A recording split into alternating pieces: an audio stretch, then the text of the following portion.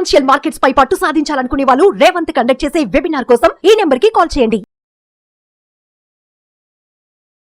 నమస్తే, welcome to Suman TV. నేను విష్ణు. ప్రస్తుతం మనతో పాటు NISM and CRISIL certified wealth manager Revanth Chalamala ఉన్నారు. వారితో మాట్లాడదాం. నమస్తే రేవంత్. నమస్తే అండి. రేవంత్, మొన్న ఈ మధ్య మీతో మాట్లాడుతుంటే మీరు ఒక మాట అన్నారు. విష్ణు గారు, ఇప్పుడు నా దగ్గరికి ఎవరైతే క్లయింట్స్ వస్తున్నారో వీళ్ళంతా కూడా ఇప్పుడు 40, 41, 42 ఈ ఏజ్ గ్రూప్లో ఉండే వాళ్ళు ఎక్కువ మంది వస్తున్నారు సార్. చాలామంది చాలా లేట్గా వచ్చారు ఫైనాన్షియల్ ప్లానింగ్ కోసము.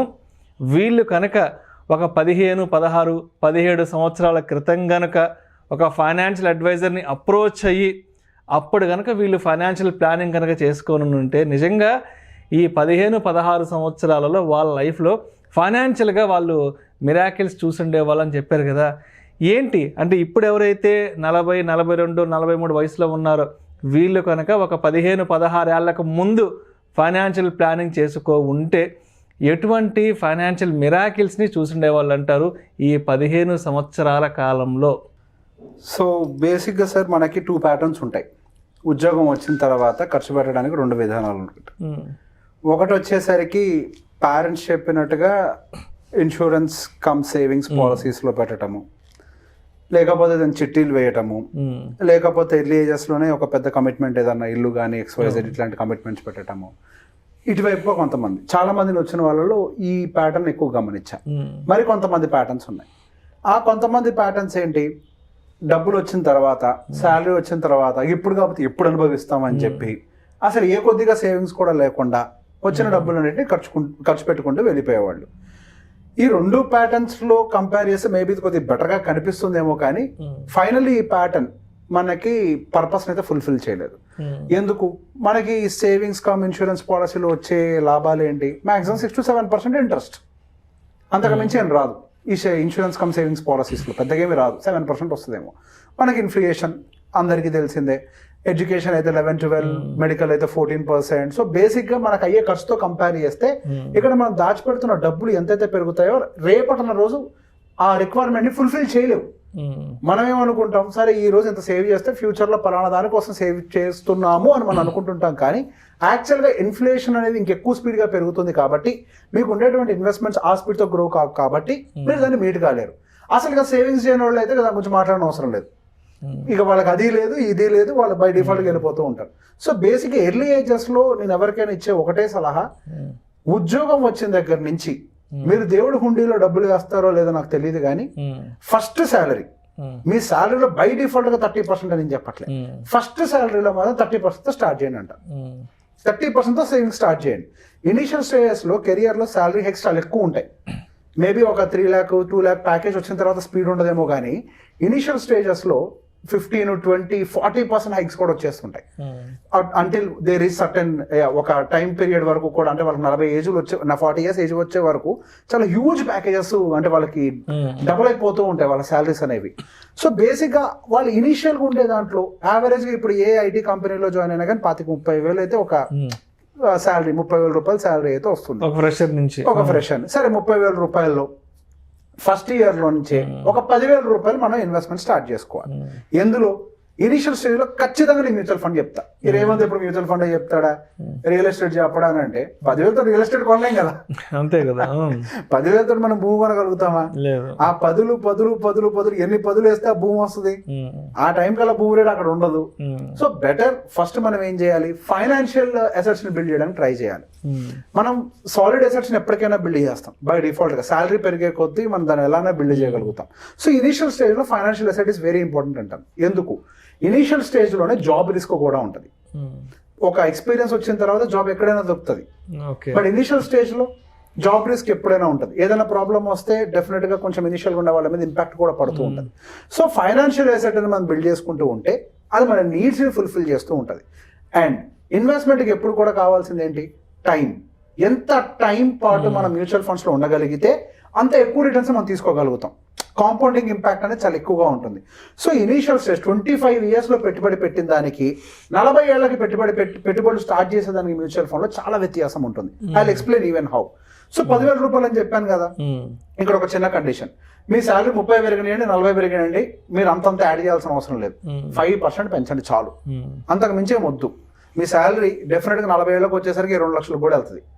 అంత పెంచాల్సిన అవసరం లేదు. జస్ట్ 5% చొప్పున మనం పెంచుకుంటూ వెళ్ళినా అదే ఇప్పుడు 40 ఏట ఎవరైతే ఫైనాన్షియల్ ప్లానింగ్ నా దగ్గరకు వస్తున్నారో వాళ్ళు ఇప్పుడు చాలా మంది వచ్చే వాళ్ళందరూ కూడా అయితే కంప్లీట్ రియల్ ఎస్టేట్ లో పెట్టేసి క్యాష్ కాంపోనెంట్ లేకుండా ఆ రియల్ ఎస్టేట్ ని అమ్మి వాళ్ళు మ్యూచువల్ ఫండ్ లో పెట్టాలని థాట్ లో వస్తున్నారు కదా. సో మాక్సిమం ఎంత ఒక 50-60 lakhs సేవ్ చేసి ఉంటారు, లేదా ఇంటి ఈఎంఐలు కడుతూ ఉంటారు. So by this time just ఆ 10,000 రూపీస్ విత్ 5% అప్రిసియేషన్ వాళ్ళకి ఆ 40 ఏట వచ్చేసరికి సుమారుగా 85 లక్షల నుంచి ₹1,00,00,000 ఫైనాన్షియల్ ఎసెట్ ఉంటుంది. అప్పటికి 5% పెంచుకుంటూ వెళ్తే వాళ్ళ ఎస్ఐపి ఎంత ఉంటుంది, గట్టి కూడా 20,000 ఉంటుంది అంతే. ఇప్పుడు 2 లక్షల జీతానికి 20,000 అంటే అంతే, మళ్ళీ అదే 10% అంతే. మీరు అప్పుడు స్టార్టింగ్ స్టేజ్ లో 30% స్టార్ట్ చేసాం మనం. 30,000లో 10,000 అంటే సుమారుగా 33%. కానీ అదే మీ జీతం పెరిగే కొద్దీ మీరు కాంట్రిబ్యూట్ చేసే అమౌంట్ ఏదైతే ఉంటుందో మ్యూచువల్ ఫండ్స్ కోసం జస్ట్ 5% తో పెంచుతున్నాం కాబట్టి అది జస్ట్ 10% ఆఫ్ యువర్ శాలరీ అవుతుంది. అదే ఇప్పుడు కనుక డైరెక్ట్ ఫైనాన్షియల్ ప్లానింగ్ మొదలు పెడితే మీ శాలరీలో 30-40% పెట్టినా మీరు ఫైనాన్షియల్ టార్గెట్స్ రీచ్ కావడం కష్టం అవుద్ది. అంటే 2 lakhs లో మీరు 20-30% అంటే ఎంత అంటే సుమారుగా 40-50-60 వేలు. And majority of the people నేను అబ్జర్వ్ చేసింది వాళ్ళు 40-42 ఏళ్ళకి వస్తున్నారు కాబట్టి వాళ్ళ మినిమం ఎస్ఐపి రిక్వైర్మెంట్ 1,00,00,000 వస్తుంది. వాళ్ళ పిల్లల భవిష్యత్తు కావచ్చు, రిటైర్మెంట్ కావచ్చు, 1,00,00,000 మినిమం ఎస్ఐపి రిక్వైర్మెంట్ వస్తుంది. అది వీళ్ళు ఎర్లీగా స్టార్ట్ చేశారు కాబట్టి వాళ్ళ 10,000 రూపీస్ 5% అప్రిసియేషన్ తో అట్లా వాళ్ళ రిటైర్మెంట్ వరకు అంటే 55 సంవత్సరాలు వచ్చేంత వరకు అంటే ఈ 30 సంవత్సరాల్లో అది యావరేజ్ గా 10 కోట్లు అయిపోతుంది. 10 కోట్లనంటే అక్కడి నుంచి ప్రతి సంవత్సరం మీ వెల్త్ అంటే మీ జీతం అనుకోండి, మీ ఆదాయం అనుకోండి, దాని ఏమని అనుకోండి, 1,20,00,000 చొప్పున పెరుగుతూ పోతూ ఉంటది. అంటే మీరు ఏం చేయకపోయినా ప్రతి నెల 10 లక్షలు సంపాదించేస్తారు 55 సంవత్సరం వయసు వచ్చిన దగ్గర నుంచి. ఇంత మ్యాజిక్ నేను క్రియేట్ చేసింది ఎర్లీ ఏజెస్ లో 10,000 రూపాయల ఎస్ఐపి ఈ మ్యాజిక్ మొత్తాన్ని క్రియేట్ చేస్తుంది. సో మన ఎర్లీ ఏజెస్ లో 10,000తో కనుక స్టార్ట్ చేయలేకపోతే 40 ఏట వచ్చినప్పుడు ఇప్పుడు 40 ఏటకి వచ్చారంటే వాళ్ళు 2 పిల్లలు అంటే వాళ్ళకి ఎంతమంది పిల్లలు ఉంటారో వాళ్ళు 2 పిల్లలు డెఫినెట్ స్కూల్ గోయింగ్ అయి ఉంటారు. ఆ స్కూల్ ఫీజులు కట్టుకుంటూ పైపెచ్చు 1,00,00,000 ఎస్ఐపి చేయడం సాధ్యమవుతుందా? ₹1,00,000 సాధ్యమవుతుంది ఎస్ఐపి చేయడం. అదే ఎర్లీ ఏజెస్ లో స్టార్ట్ చేసుకుంటే ఇక్కడ వాళ్ళ లైఫ్ కూడా డిస్టర్బ్ అవ్వదు, స్ట్రెస్ లోకి వెళ్ళరు, చూసి ఖర్చు పెట్టుకోవాలి, ఫ్యూచర్ అంటే భయం వేస్తుంది, డబ్బులు లేవు, ఈ ప్రాబ్లం ఉండదు కదా. ఎర్లీ ఏజ్ లో మొదలు పెడితే లైఫ్ అంతా ఎంజాయ్ చేయొచ్చు, భయపడాల్సిన అవసరం లేదు. మీరు ఇక్కడ 1,00,000 కట్టే బదులు 20,000తో పోతుంది కదా 40 ఏటకి. The same person who started 10,000 rupees 15 years earlier will hardly pay 20,000 SIP at the age of 40. కానీ ఇప్పుడు 40తో మొదలు పెట్టాలి, 40లో మొదలు పెట్టాలి అంటే దే నీడ్ మినిమం 1 lakh. ఎంత డిఫరెన్స్ వచ్చింది, బర్డనే కాదా? టైం లేదు, ఇంకా టైం లేదు కాబట్టి. So time factor is very important. Investment journey decide చేసే టైం ఫ్యాక్టరే. సో ఎంత ఎర్లీగా కుదిరితే అంత ఎర్లీగా మనం ఇన్వెస్ట్మెంట్స్ పెట్టుకుంటూ పోవాలి. అండ్ ఎస్, రియల్ ఎస్టేట్ మధ్యలో ఎప్పుడైనా స్టార్ట్ చేయొచ్చు. ఇప్పుడు యాక్చువల్ గా వాళ్ళకి 2 lakh ప్యాకేజ్ ఉన్న వాళ్ళకి 20,000 అంటే అంత హార్డ్లీ 10% అంతే. వాళ్ళు ₹1,00,000 ఖర్చు పోయిన 80,000 they still have. If they want they can buy apartment, they can buy car, ఏది కావాలంటే ఆ లగ్జరీ వాళ్ళు కొనుక్కోగలుగుతారు. They can afford that. వాళ్ళ ఫ్యూచర్ సెక్యూర్ చేసుకుంటూ లగ్జరీస్ లోకి వెళ్ళిపోగలుగుతారు. కానీ ఇప్పటి వరకు మనకు జరిగిన ప్యాటర్న్ ఏంటి, ముందంతా మనం వీటి మీద పెట్టుకుంటూ వచ్చి లాస్ట్ లో వీటి మీద ఫోకస్ చేస్తే ఫోకస్ చేయడానికి టైం, రిసోర్స్ రెండు సరిపోవట్లే. Resource is also very important కదా. టైము లేదు, రిసోర్స్ లేదు ఇప్పుడు. సో ఆ సిచ్యువేషన్ రాకుండా ఉండాలి అని అంటే మన పిల్లలందరికీ కూడా అట్లీస్ట్ మన నెక్స్ట్ జనరేషన్, మన తమ్ముళ్ళు లాంటి వాళ్ళందరికీ కూడా 25 సంవత్సరాల నుంచి ఇన్వెస్ట్మెంట్ హ్యాబిట్ గా మార్చాలి. ఎవరికైతే ఎర్లీ ఏజెస్ లోనే ఇన్వెస్ట్మెంట్ ఎంత వెల్త్ క్రియేట్ చేస్తుందని వాళ్ళు కంటితోటి చూస్తూ ఉంటే వాడి జీవితంలో ఇన్వెస్ట్మెంట్ ట్రాక్ వదిలిపెట్టరు. ఎందుకు వదిలిపెడతారు ఇన్వెస్ట్మెంట్ ట్రాక్ ని? వాళ్ళు అక్కడ ఉద్యోగంలో అంత పొద్దు నుంచి సాయంత్రం దాకా కష్టపడితే వచ్చే డబ్బులతో పోలిస్తే జస్ట్ 10,000 రూపాయలు క్రియేట్ చేసే వండర్ వాళ్ళ కళ్ళ ముందు కనిపిస్తుంది కదా. ఎంత యాక్టివ్ గా ఇన్వెస్ట్ చేస్తారు, వారికి డబ్బులు వేస్ట్ చేస్తారా? ఎర్లీ ఏజెస్ ఇన్వెస్ట్మెంట్ అలవాటైన వాళ్ళు. సో ఎర్లీ ఏజెస్ నుంచే పెట్టుబడులు అనేది అలవాటు అవ్వాలి. అది అలవాటు చేస్తే వాళ్ళ లైఫ్ సెక్యూర్ అవుద్ది, వాళ్ళు డిసిప్లైన్డ్ గా బై డిఫాల్ట్ గా ఉంటారు. Thank you so much Revanth. Thank you అండి. ఎర్లీ ఏజ్ లో కనుక ఇన్వెస్ట్మెంట్ స్టార్ట్ చేస్తే మిడిల్ ఏజ్కి వచ్చేటప్పటికి మనం ఏ విధంగా సంపాదన సృష్టి చేయించిన దాని గురించి చాలా చక్కగా తెలియజేశారు. Thank you so much Revanth. Thank you అండి.